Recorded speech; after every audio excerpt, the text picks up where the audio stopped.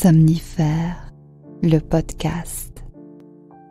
Bonsoir à toutes et à tous, nous sommes le lundi 9 janvier et Somnifère vous raconte ce soir l'histoire de Marie Masson, une jeune institutrice affectée dans une petite école rustique perdue en pleine campagne.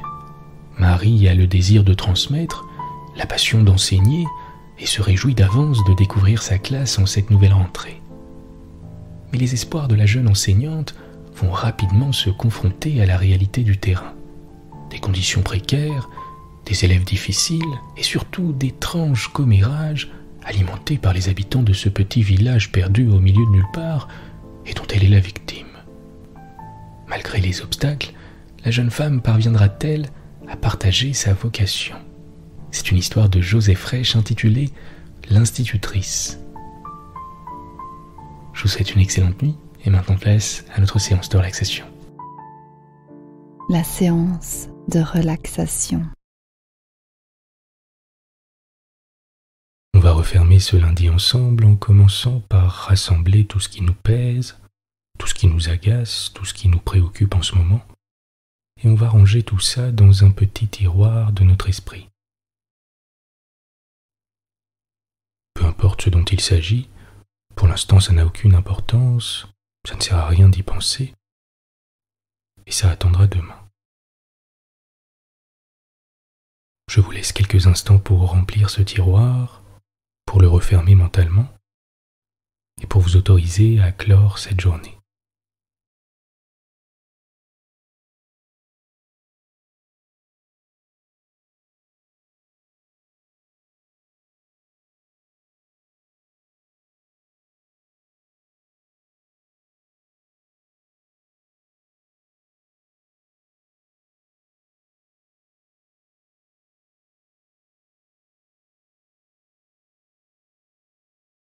Dans un premier temps, prenez une lente et profonde inspiration par le nez. Retenez-la pendant quelques secondes et laissez aller toutes les tensions à l'expire.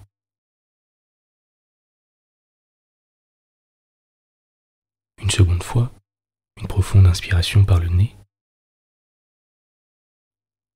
On retient quelques secondes et on laisse aller toutes les tensions à l'expire.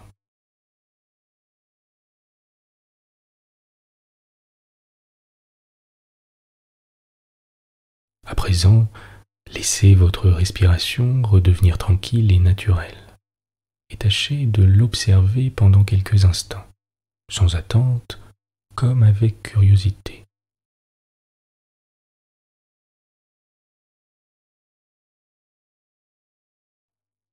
Vous pouvez placer une main sur votre ventre et l'autre sur votre poitrine si votre position le permet.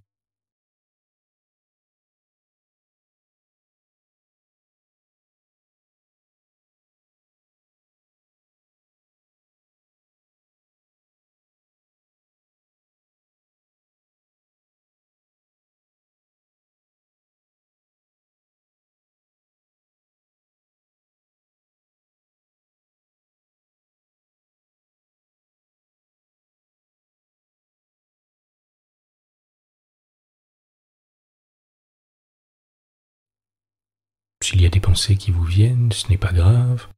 Notez et acceptez simplement leur présence comme un observateur extérieur, sans affect. Et faites glisser votre attention sur votre respiration à nouveau.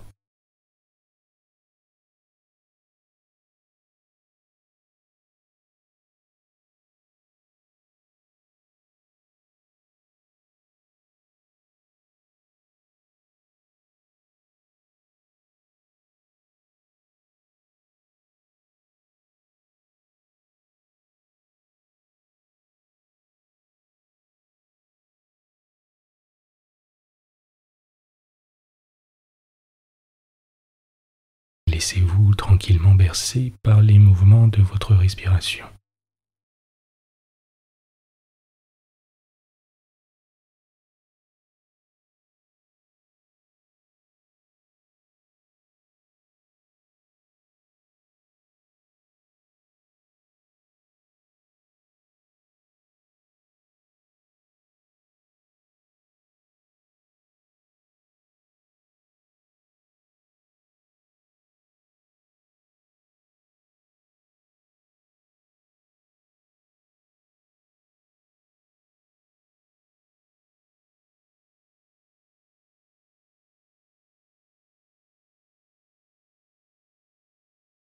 laisser tranquillement votre esprit se calmer, vos tensions se dissiper, à mesure que vous inspirez et que vous expirez.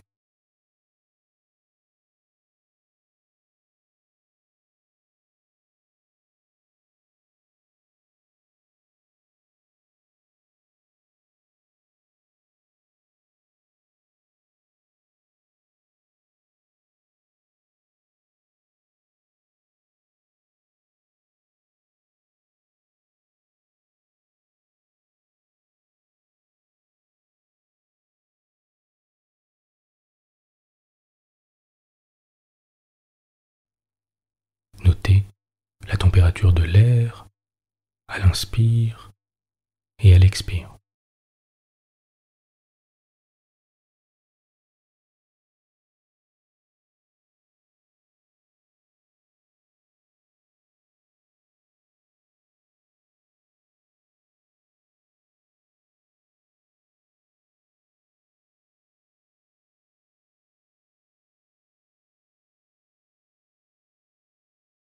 Vous pouvez, si vous le souhaitez, formuler une intention pour la journée de demain.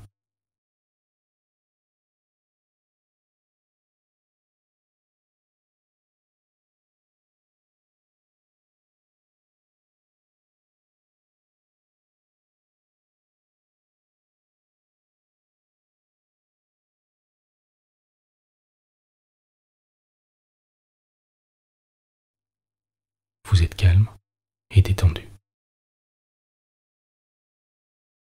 L'histoire du soir. L'intérieur correspondait à l'extérieur. Il n'y avait qu'une seule pièce, avec dans un angle une petite tribune surmontée d'un mince pupitre.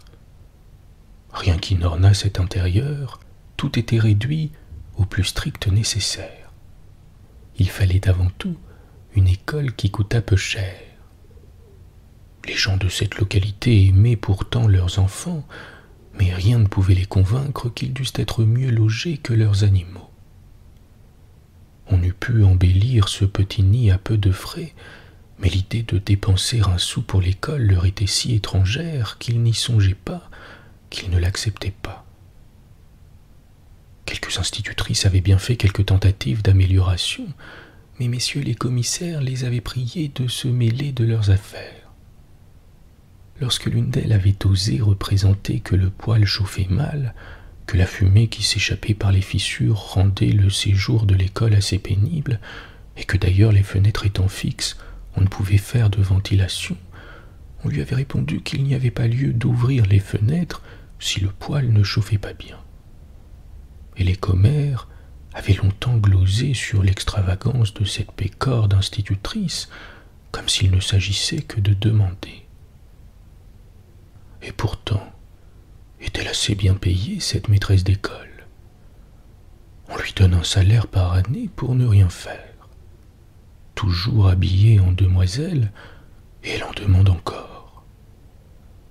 Et les potins continuaient sur ce ton. Il faut dire qu'on changeait souvent d'institutrice.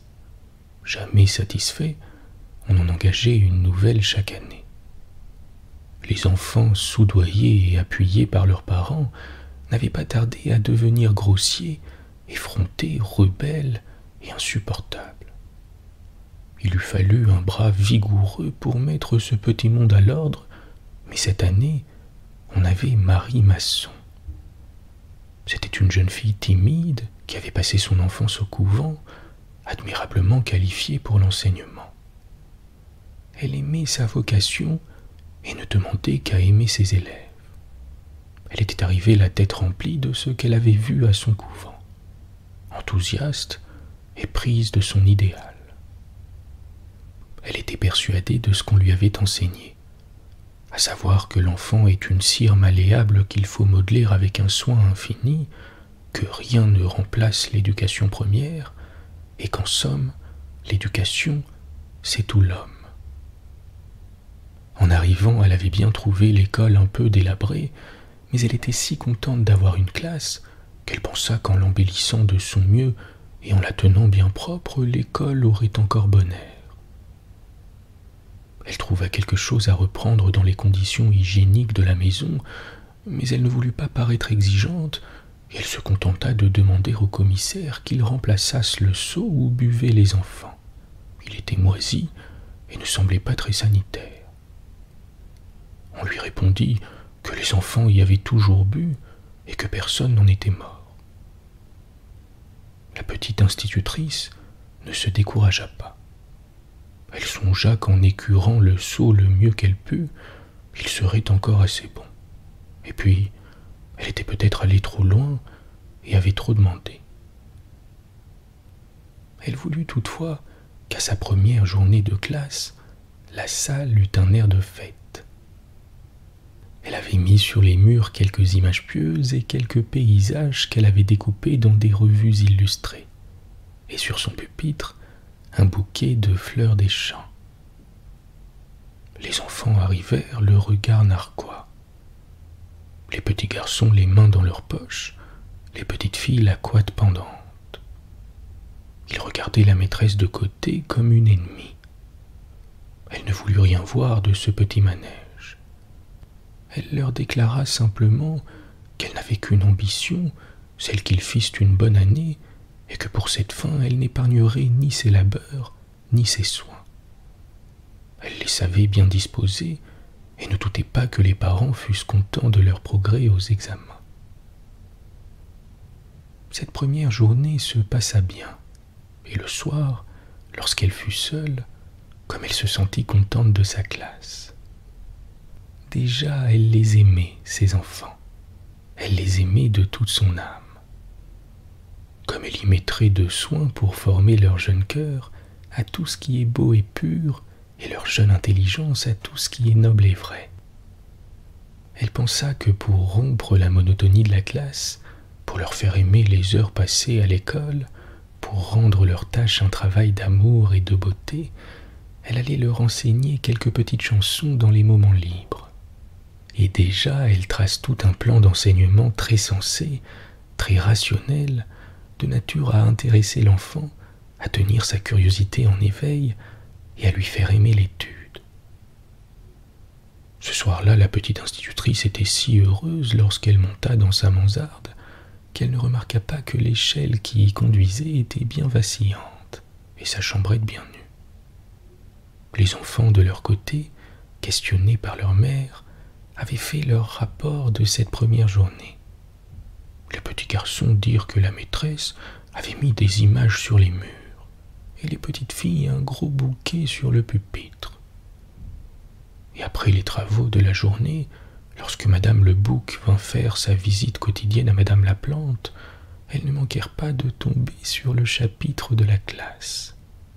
« Vous, Madame la Plante, envoyez-vous vos enfants à l'école pour regarder les images ou pour apprendre à lire et à écrire ?»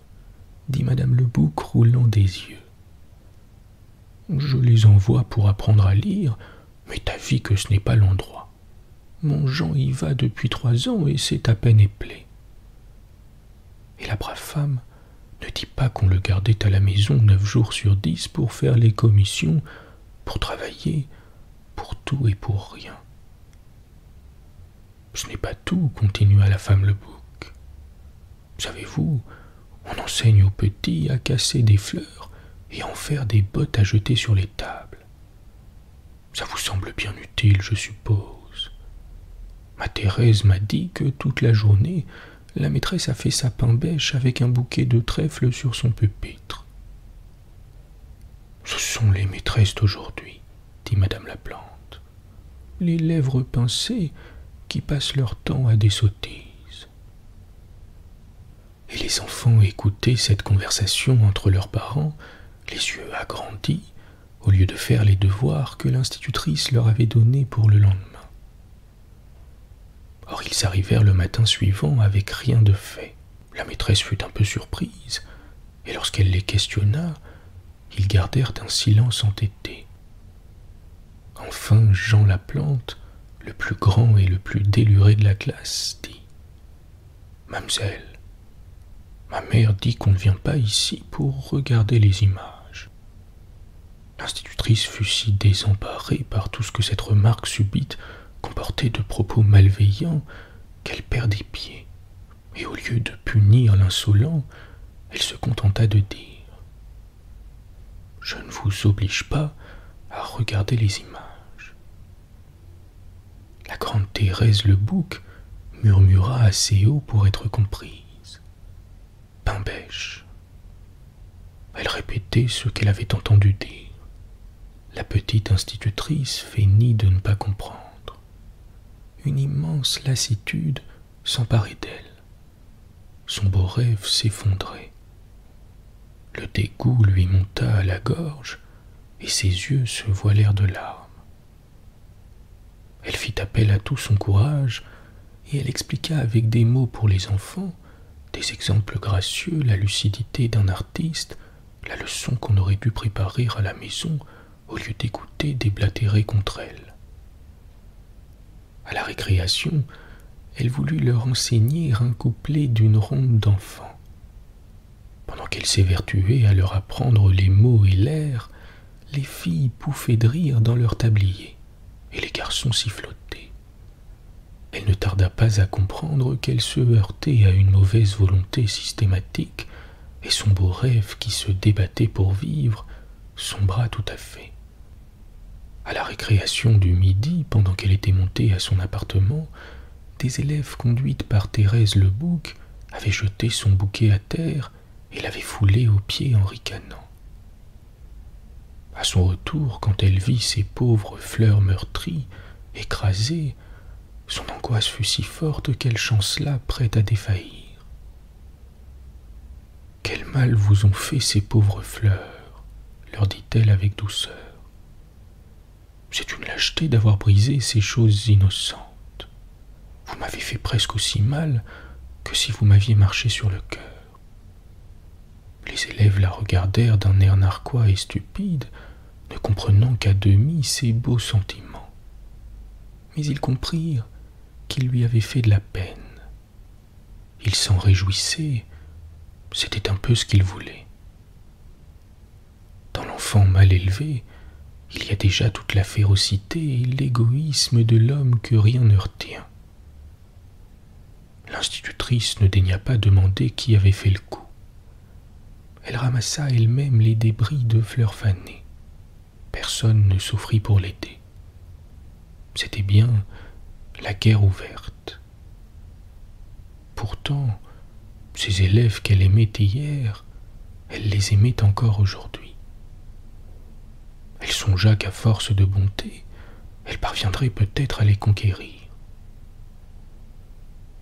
Le soir, les enfants furent prompts à raconter à leurs parents les nouvelles de la journée, la tentative de chanson, l'incident du bouquet. Ce que Jean Laplante et Thérèse avaient dit à la maîtresse, tout fut rapporté sans pitié. Ces potins servirent à alimenter la conversation des commères du canton qui s'étaient réunis chez madame Laplante. Cette petite maîtresse dépense gaiement notre argent, commença madame Levert, à apprendre des chansonnettes aux enfants. Est-ce là enseigner à lire et à écrire? Pour sûr que ma Madeleine ne fera pas encore sa première communion ce printemps. 2 fois qu'elle est renvoyée, une petite si intelligente. Si nous avions des maîtresses, cela n'arriverait pas. Et la brave femme ne soupçonnait pas que Madeleine était une enfant rachitique, maladive, pleurnicheuse, insignifiante de corps et d'esprit, qui n'allait à la classe que pendant les premiers jours de l'automne et gardait la maison le reste de l'année à se faire dorloter par sa mère. Madame Lebouc renchérit. Vous savez ce que mon Jean lui a dit à votre maîtresse? C'est étonnant comme cet enfant a la réplique facile. Et ma Thérèse, ajouta madame Laplante, n'a pas craint de l'appeler pain bêche à sa figure. Voilà une petite qui n'a pas la langue dans sa poche pour son âge.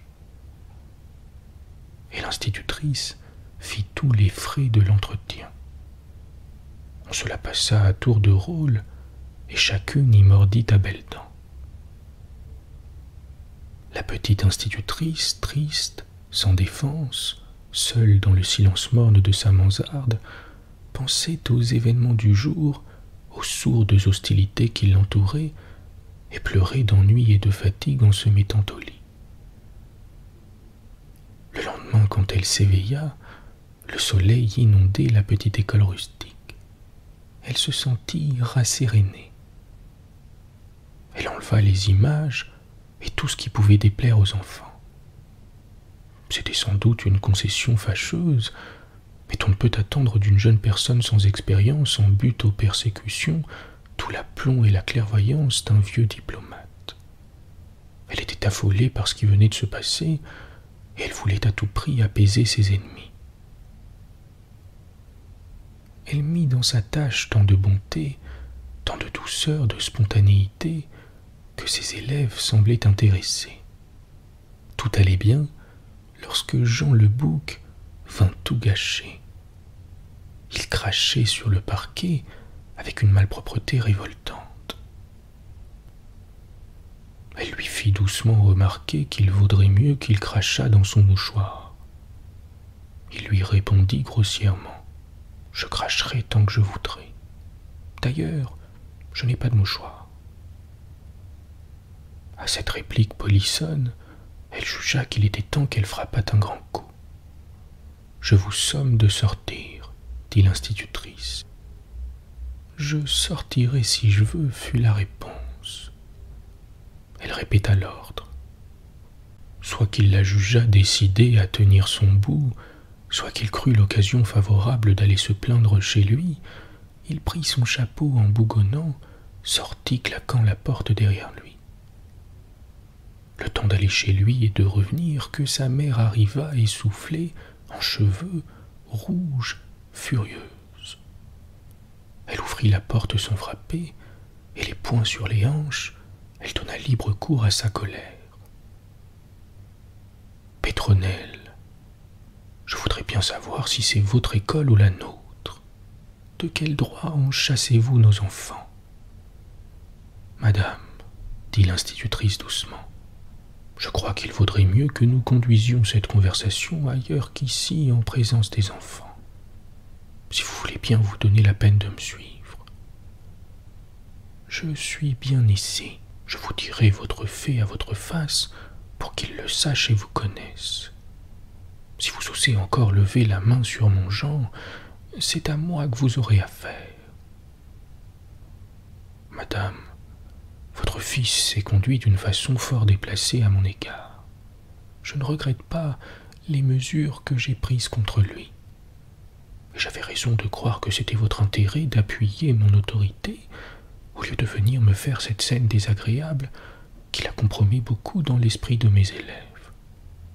Il serait beau qu'on vous aide à bafouer nos enfants parce qu'ils crachent à terre. Où voulez-vous donc qu'ils crachent ? Dans leur mouchoir, madame. On voit bien que ce n'est pas vous qui faites les lavages. D'ailleurs, vous allez reprendre Jean et tout de suite. Madame, je l'ai chassé, il n'y a que messieurs les commissaires qui puissent le réintégrer. Nous allons voir, fit la femme, et elle partit. Ce même après-midi, 2 commissaires avec Jean à leur suite vinrent à l'école. L'un d'eux crut d'y aller d'un petit discours où il insinua avec le tact d'un éléphant qui marche sur des fleurs qu'il ne fallait pas donner d'habitude à la maîtresse. Il ne parla pas de celle qu'on pouvait donner aux élèves. Le jeune Jean avait remporté sa première victoire, qui fut suivie par bien d'autres. Pour les autres élèves, il était devenu le héros du jour, une sorte de martyr de la tyrannie de la maîtresse. Et sa mère était devenue le modèle des mères qui aiment leurs enfants. Toutes ses amies de l'arrondissement approuvèrent et complimentèrent son attitude vigoureuse. Pas une d'elles qui n'en eût fait autant. Cette fois, c'était bien la persécution ouverte et forcenée contre la petite institutrice. Son prestige était ruiné à l'école, où ses les élèves se montraient de plus en plus rebelles, insolents et insubordonnés, et contre lesquels elle ne pouvait plus sévir sans s'exposer à d'autres scènes fâcheuses de la part des parents. Décriée, vilipendée, rabaissée à tous les foyers, elle se sentait impuissante à tenir la tête à la marée montante des insultes et des calomnies. Une vie de souffrance, d'humiliation, d'angoisse et d'inquiétude commença pour elle. Harcelée, molestée, abandonnée, sans amis, sans protecteur, elle n'avait plus d'autre ressource que de pleurer. Et elle pleura plus souvent qu'elle ne rit. Ceux qui auraient pu l'aider n'avaient pas d'enfants à l'école. Ils se contentèrent de rester neutres dans la tempête. Il n'est pas rare qu'en dehors des heures de classe, des enfants inspirés par les parents ne vinrent jeter des pierres contre sa porte et lui faire le charivari le soir sous sa fenêtre. On se croyait tout permis contre cette femme, cet enfant qui, sans doute, n'avait pas montré beaucoup d'expérience dans le maniement de la situation, mais dont la bonne volonté évidente, soutenue par l'autorité des parents, eût pu rayonner si efficacement. Néanmoins, elle crut devoir faire une nouvelle démarche auprès des commissaires dans l'intérêt des élèves. C'était pendant les dernières journées chaudes de septembre. Elle demanda s'il n'était pas possible de pratiquer quelques ouvertures qui permissent à l'air de pénétrer dans la salle de classe, la porte étant tout à fait insuffisante. Les enfants étaient si incommodés par la chaleur qu'ils ne savaient pas quelle posture prendre, devenaient nerveux, et tout travail était impossible. On lui répondit qu'elle aurait bientôt assez d'air froid, que ces ouvertures refroidiraient la maison et que le chauffage coûtait les yeux de la tête aux habitants de la localité. C'était maintenant de froid qu'elle souffrait. On lui donnait pour chauffer son poêle du bois qu'on venait d'abattre. L'humidité du combustible, le mauvais état du poêle, rendaient le chauffage tout à fait inadéquat. Tous les enfants et l'institutrice avaient le rhume. Les parents l'accusèrent d'être trop paresseuse pour entretenir le feu, de sorte que l'incurie de l'arrondissement tournait à son préjudice. La petite institutrice n'était plus la même personne. Les chagrins, les déboires, l'état insalubre de l'école, le froid et un rhume persistant avaient considérablement altéré sa santé. Elle n'était plus que l'ombre d'elle-même. Ce n'était que par un reste de vaillance qu'elle continuait de vaquer à son ingrate besogne. Mais elle n'était pas à bout des infamies. Un soir du mois de janvier, Pierre Valois, fils d'un des commissaires, un grand garçon de 20 ans, était allé passer la soirée chez un ami. Vers les 10 heures, il revenait à travers les champs pour raccourcir sa route et déboucher dans le sentier qui conduisait de l'école au grand chemin. À ce moment, le bouc et sa femme, qui rentraient au village en traîneau, passaient devant l'école. Ils virent dans l'ombre un homme qui marchait à grands pas dans ce sentier, et ils crurent qu'il venait de l'école. « Quoi ? Un homme qui vient de l'école ?» dit le bouc à sa femme. « Cela ne m'étonne pas, » répondit-elle. « Une fille qui enseigne des chansonnettes aux enfants et les fait périr de froid par paresse est bien capable de recevoir des hommes à cette heure. » Le lendemain dimanche, à la sortie de la messe, la nouvelle vola de bouche en bouche. On avait vu un homme sortir de l'école assez tard dans la soirée. Il avait été vu par le bouc et sa femme, des gens dignes de foi. La rumeur fit le tour de la paroisse comme une traînée de poudre. L'institutrice eut beau nier et protester, on lui dit sans se gêner qu'elle était menteuse. Ce fut le sujet de tous les entretiens. Les commères en parlaient avec des airs mystérieux, mais assez clairement pour que les enfants puissent comprendre. On mentionnait bien le nom de Pierre Valois, mais il se garda bien de démentir les racontars. Il plaisait à sa fatuité d'avoir été pris en flagrant délit avec l'institutrice. Lorsqu'on lui en parlait, il ne disait ni oui ni non, il se contentait de sourire d'un air benêt. Le curé, demeuré étranger jusqu'ici à la querelle, connaissait trop bien la mentalité de ces gens pour aller s'immiscer dans leurs affaires temporelles. Mais cette fois, la conduite de la maîtresse empiétait sur son domaine. Il manifesta un peu de mécontentement qu'il dissimula mal dans sa prédication. Du coup, la petite institutrice, attaquée de toutes parts, jugea bon d'aller se disculper auprès de son curé. Pour la 100e fois, elle nia, jura, pleura. Les preuves étaient si accablantes contre elle qu'il la renvoya assez froidement, la priant de rentrer dans sa famille. D'ailleurs, sa présence à l'école n'était plus nécessaire, les parents avaient tous retiré leurs enfants. Et c'est ainsi qu'on cherchait une nouvelle institutrice pour cette école rustique plantée au milieu d'un champ. Bonne nuit. Bonne nuit.